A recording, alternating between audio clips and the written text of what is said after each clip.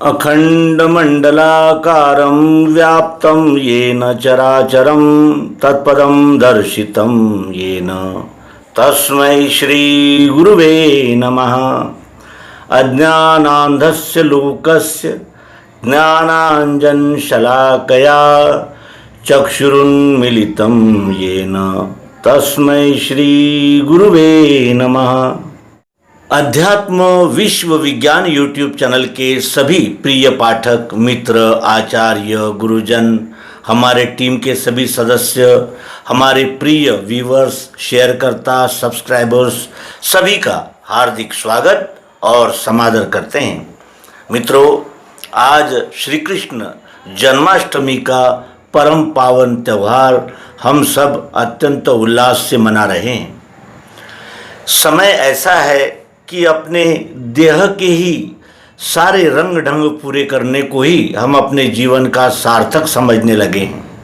ऐसा समय है और ये ऐसा समय है कि जहाँ हम शरीर को ही अपना संपूर्ण स्वरूप मान लेते हैं और शरीर का आनंद, शरीर का सुख, इसी को अपने जीवन की कृतकृत्यता मान लेते हैं।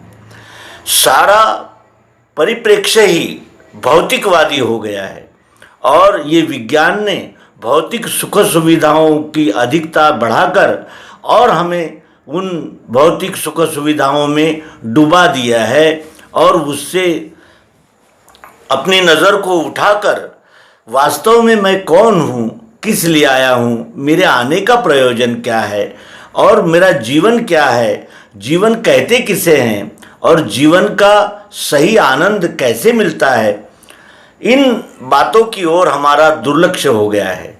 जितने जितने हम भौतिकवादी और शरीर के रंग ढंग को पूरा करने में मशगूल हो गए, उतना उतना हम अशांत हो गए, असंतोषी हो गए, कलहग्रस्त हो गए और वैफल्यग्रस्त हो गए।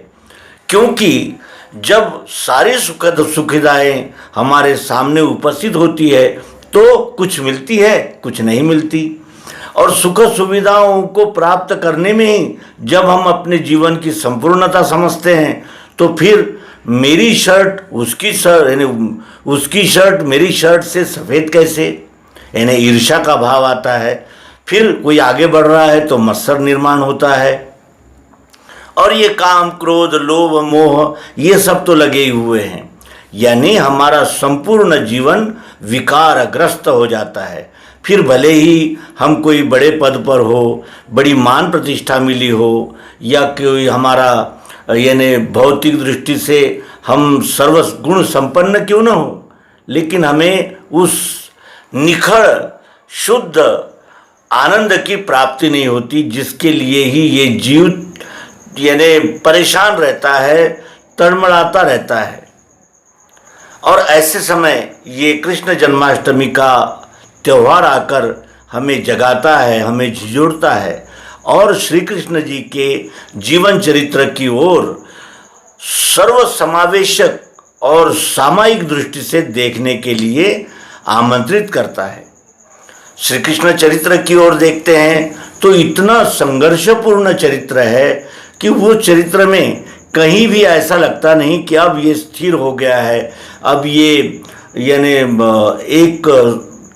एक पटरी पर आ गया, ऐसा नहीं लगता। जो बचपन से संघर्ष शुरू हो गया है तो मृत्यु के अंतिम क्षण तक संघर्ष ही उनका जीवन रहा है। लेकिन इस संघर्ष के विषय में कहीं भी उन्होंने उल्लेख नहीं किया और अपने जीवन को उन संघर्षों की छाया भी अपने जीवन पर नहीं पड़ने दी। अपना तो यानी उनके स्वयं के वैयक्तिक जीवन में तो मुसीबतें और आह्वान, संघर्ष तो रहा ही, लेकिन अन्य लोगों के जीवन के संघर्ष में भी वो सहभागी रहे। बचपन ही इतना कठिन समय में गुजरा कि जिसका जन्म ही कारागृह में हुआ हो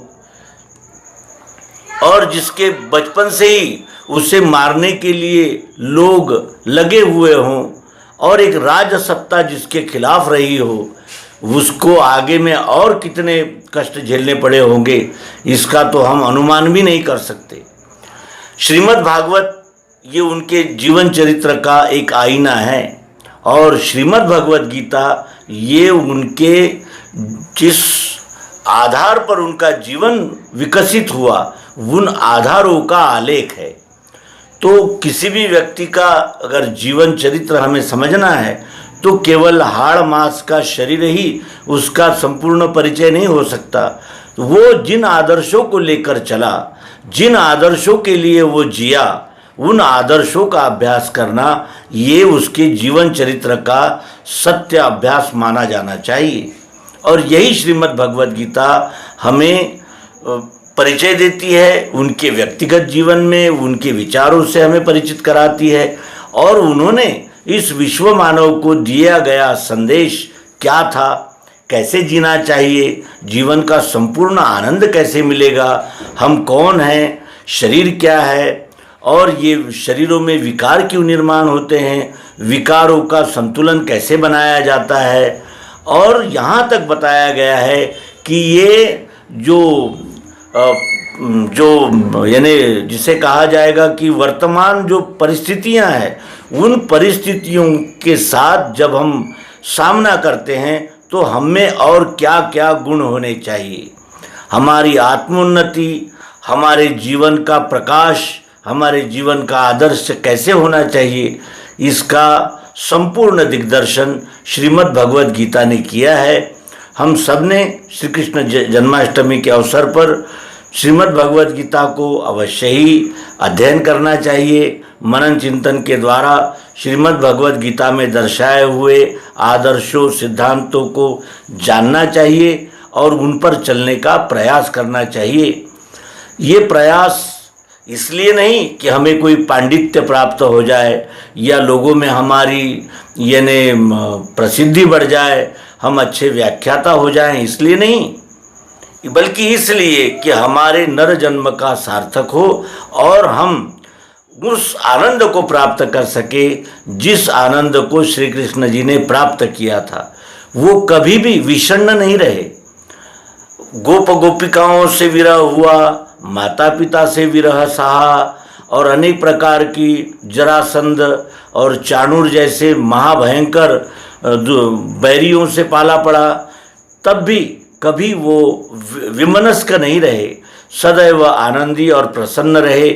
और उसके पीछे का कारण ही ये है कि वो श्रीमद् भगवद गीता में जैसा कहते हैं कि देहाशक्ति के लिए वो समझाते हैं कि ये शरीर जो है ये वस्त्र है उस आत्मा का, जीवात्मा का ये शरीर वस्त्र है और इस वस्त्र को आत्मा ने क्यों धारण किया है और ये वस्त्र धारण करके इस वस्त्र का सच्चा उपयोग क्या किया जा सकता है, इस विषय में वे विस्तार से अपने प्रिय शिष्य अर्जुन को बोध कराते हैं।